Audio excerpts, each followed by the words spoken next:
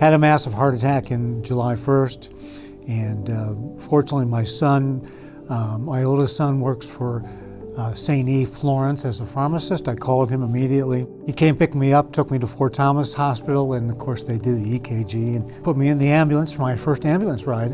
And then I was in Edgewood and had some stents put in, and then unfortunately the heart did not respond to medication. And so we got to the point where Lindsay started talking about other options like an LVAD or a heart transplant. And so with a little deliberation, I decided to go with the LVAD. And that wasn't without complications. During the surgery, I had a stroke and then didn't wake up after the surgery. I stayed asleep for a little while, so I guess I needed the rest. But since then, I feel great, and I'm very glad I did that. I had a heart attack in January of 22.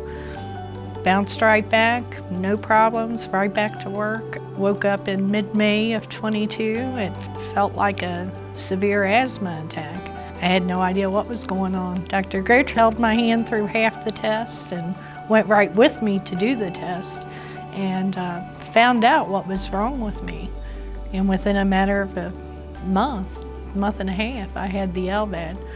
So thankfully he took the time to listen and figure out what was going on with me. That's what's sort of scary about heart attacks, is sometimes you don't even realize that you're that close to having one. It wasn't as if I sat there and grabbed my chest and fell to the floor withering in pain. It was just, I didn't feel very good. That's why I called my son.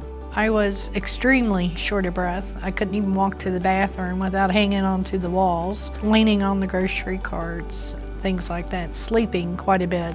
I remember sleeping 16, 18 hours a day. It was all I could do to just wake up every day and function, let alone cook or anything. That was out of the question.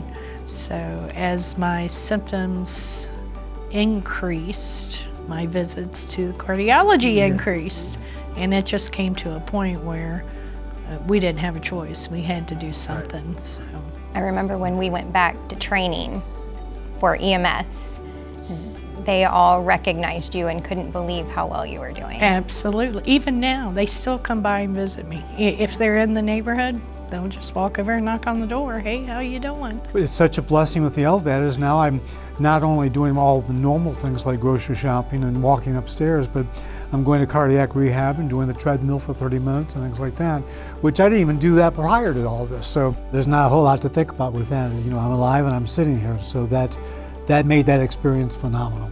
And you just gotta celebrate becoming a that was really drove my. I think a lot of times when you're going through something like this, you have to have motivation, and that motivation has, in my case, was family. My advice would be, if they approach you with an LVAD and you become eligible, take it. It will save your life. It will give you your life back. I can take trips, go on cruises, vacations, whatever I want to do.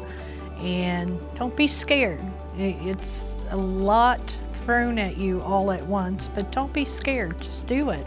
Being able to see people in their vulnerable state, them trusting us, helping them, get through this LVAD surgery, that's not always a walk in the park. That comes with complications. Teaching them about the device, how to tailor their life when they get home to accommodate those things, and then see all the wonderful things that you guys are now able to do.